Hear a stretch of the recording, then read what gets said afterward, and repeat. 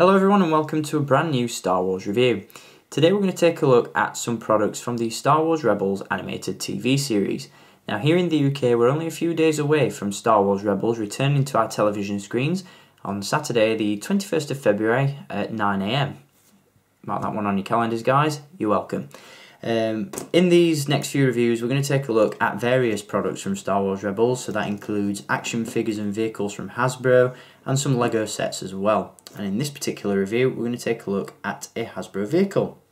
Now it has been 2 or 3 years since I last picked up and reviewed a vehicle that Hasbro have produced, and that's because for the past couple of years some of the vehicles that they've churned out have been absolute crap, pardon my French. You know, the Jedi starfighters that we've seen, the Slave Ones, the Republic fighter tanks, they've just done very little to inspire me. However, with the introduction of Star Wars Rebels and some new and exciting vehicles from that show, you know, I've been, tempted to pick some more vehicles up, and this is one of them. It is none other than this one, the Inquisitors TIE Advanced Prototype. Now, if you've been watching my channel for any amount of time, then you will know that I'm a huge fan of the Empire, TIE Fighters in particular. TIE Fighters and Imperial Walkers are my favourite vehicles from the Star Wars galaxy, and this brand new design of the TIE Fighter was an absolute must-have for me. It's a very cool looking vehicle, and it's nice to see the TIE Fighters return in Star Wars Rebels. This particular vehicle is indeed a predecessor to Darth Vader's TIE Advanced X1 starfighter that we see in Episode 4 A New Hope, and there are some differences in design, so I'll talk about those in just a little bit. Before I do, of course, this is the box that the TIE Advanced Prototype comes in, and we have some stunning artwork on the front of the box. As you can see at the top as well, we also have the Star Wars Rebels logo, as well as the Disney logo, and that very cool image of the Stormtrooper with the spray painted Rebel Alliance logo. If we come around the back of the box, we have a rundown of some of the features that this one has, and I'm pleased to say that this one isn't too gimmick heavy. There aren't an abundance of firing rockets, there aren't pop-up seats and all that sort of stuff, so it's nice that Hasbro have kept the gimmicks and the play features to a minimum, so this should appeal to kids and adult collectors alike. So that is of course the box that this one comes in. Now let's take a look at the vehicle itself, and as I said at the beginning of the review, this one is very, very cool. Now before I run through some of the features that this one has, I will touch base on some of those differences in design that this particular TIE Fighter and the TIE Advanced X1 share, and that is of course first and foremost in the wings. Now you may remember the TIE Advanced X1 starfighter does feature much longer and much more angular wings, whereas this one it's much more curved. The wings are smaller and it just looks much more sleek. In my opinion, I don't quite understand why this is the prototype, because in many ways this serves much more use than the much bulkier and clunkier TIE Advanced X1 that we ultimately see in A New Hope. The only other difference really in terms of design is obviously you've got the sort of traditional circular cockpit area, whereas of course with the TIE Advanced X1 this back part of the TIE Fighter is much more elongated and again much more clunky and bulky, and again quite questionable in terms of design. So this one is very, very cool. It looks sleek, it looks sharp, and it's a really welcome new addition.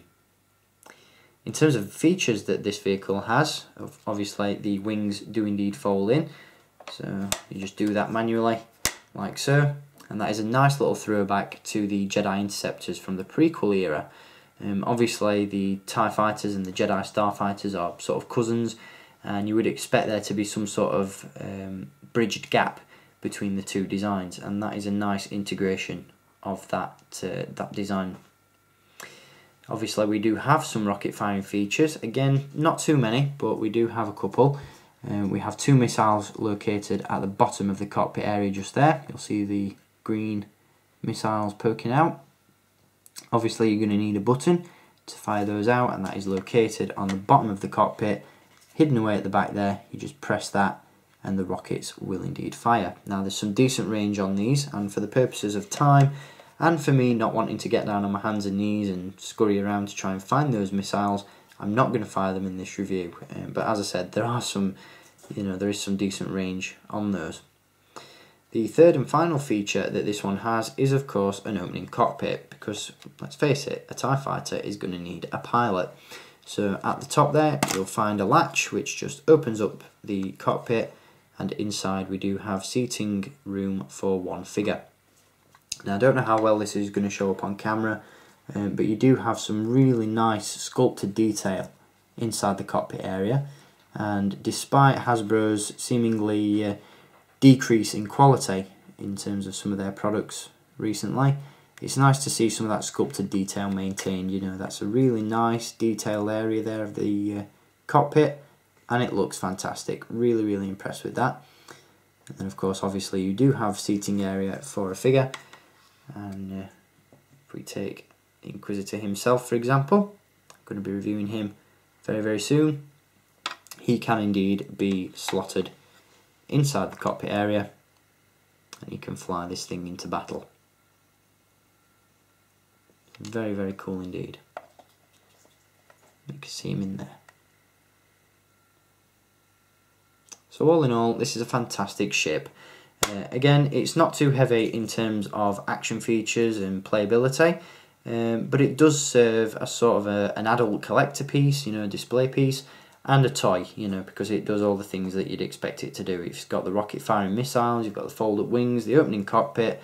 As I said, it really does bridge the gap between a toy and an adult display piece. So really cool vehicle. Again, if you're a fan of TIE fighters, you're going to want to pick this one up, because it's a fresh new design, and it really does diversify your TIE fighter ranks. So I definitely recommend picking this one up. Again, this can be purchased from your local Disney store.